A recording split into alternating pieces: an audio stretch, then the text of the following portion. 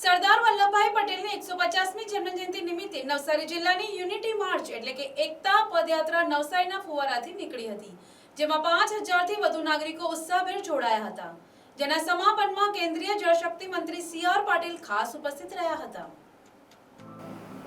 ભારતના લોહ પુરુષ અને રાષ્ટ્ર નિર્માતા સરદાર વલ્લભભાઈ પટેલની 150મી જન્મજયંતિને નિમિત્તે સમગ્ર દેશમાં મનાઈ રહેલી સરદાર 150 યુનિટી માર્ચ અંતર્ગત આજરોજ નવસારી જિલ્લામાં ભવ્ય એકતા પદયાત્રાનું આયોજન કરવામાં આવ્યું હતું.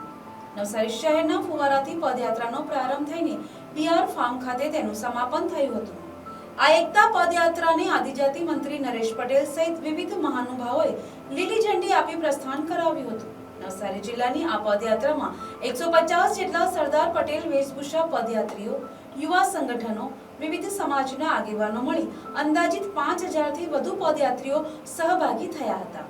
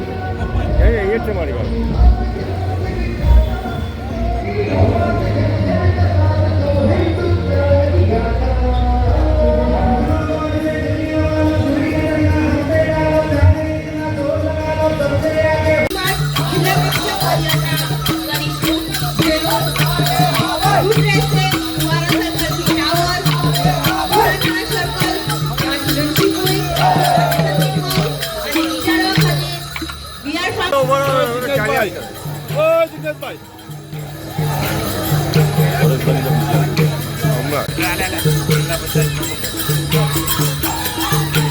પંચાયતના પ્રમુખ શ્રી પરેશભાઈ દેસાઈ, સરદાર પટેલ.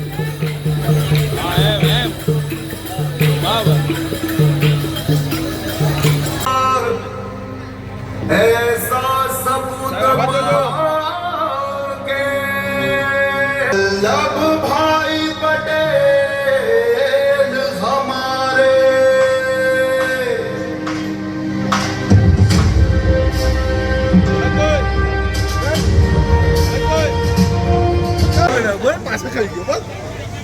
સ્ટેચ્યુને સુતરની આંટી અને પુષ્પાંજલિ અર્પણ કરીને વંદન કરી રહ્યા છે. ત્યારબાદ માજી ધારાસભ્ય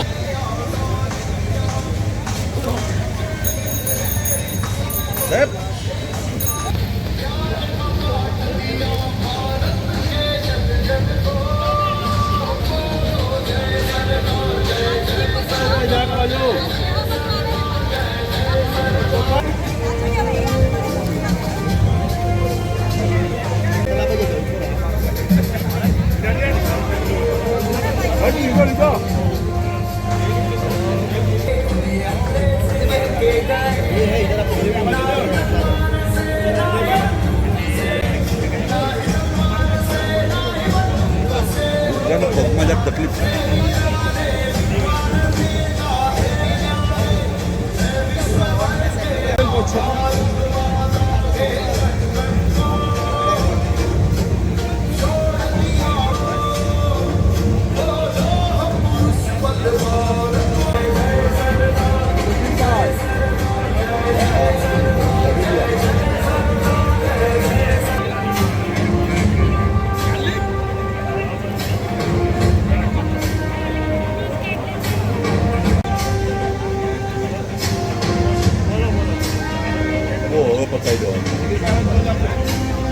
તમામ વ્યક્તિઓ બબ્બેની પેરમાં આગળ વધશો, એ રીતે જ ઊભા રહેશો.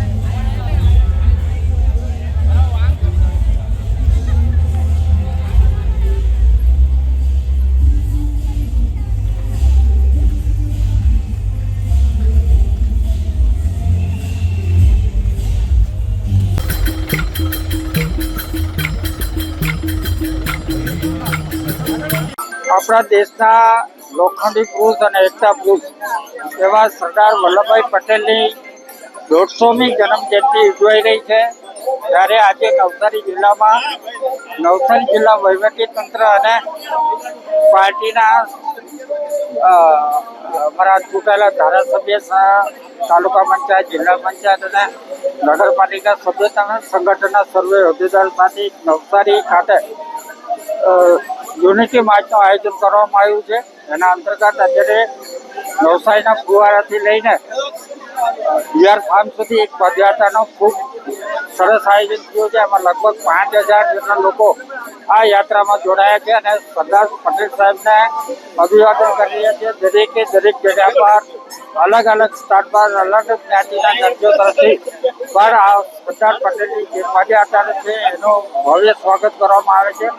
અને પૂર્ણાથી અમારા રિવરફ્રન્ટ ખાતે અમારા ચંદ્રલા જલશક્તિના આપણા સાંસદ શ્રી પાટીલના અધ્યક્ષતામાં રિવરફ્રન્ટ ખાતે પૂર્ણાથી કરીને અને સરદાર પટેલ સાહેબની 150મી જયંતિ આજે ખૂબ ઉત્સાહપૂર્વક લોકો ઉજવી રહ્યા છે અને લોકોનો હજારોની લોકો આ સરદાર પટેલની જે પદયાત્રા છે એને નિહાળવા માટે રોડ પર ઉતરી આવ્યા. સૌએ સરદાર સાહેબના જીવન મૂલ્યો, રાષ્ટ્રભક્તિ, અખંડ ભારતનું સ્વપ્ન અને રાષ્ટ્રીય એકતાને દરેક સુધી પહોંચાડવા માટે પ્રતિબદ્ધતા વ્યક્ત કરી હતી. પદયાત્રાના સમાપન પ્રસંગે જળશક્તિ મંત્રાલય, ભારત સરકારના મંત્રી સી.આર. પાટીલે સરદાર વલ્લભભાઈ પટેલના જીવન ચરિત્ર, સાહસ, મક્કમતા અને દેશભક્તિથી પ્રેરણા લઈ અખંડ ભારતની સંકલ્પનાને સાકાર કરવા અનુરોધ કર્યો હતો. નમસ્કાર.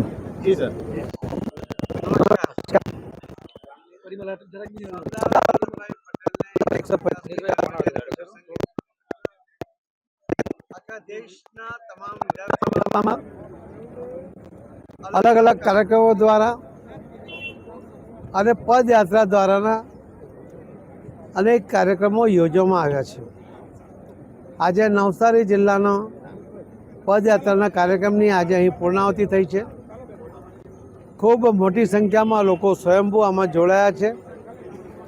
સરદાર વલ્લભભાઈ પટેલ કે જેના કારણે આજે અખંડ ભારતનું નિર્માણ થઈ શક્યું છે એના એકમાત્ર યશના ભાગીદાર એવા સરદાર વલ્લભભાઈ પટેલને આજે એમને 150મી જન્મ જયંતિ નિમિત્તે યાદ પણ કરીએ છીએ અને સંકલ્પ પણ કરીએ છીએ કે તમે આપેલા અમને અખંડ ભારતને ખંડિત કરવાનો કોઈ પણનો પ્રયત્ન અમે ચલાવી લઈશું નહીં.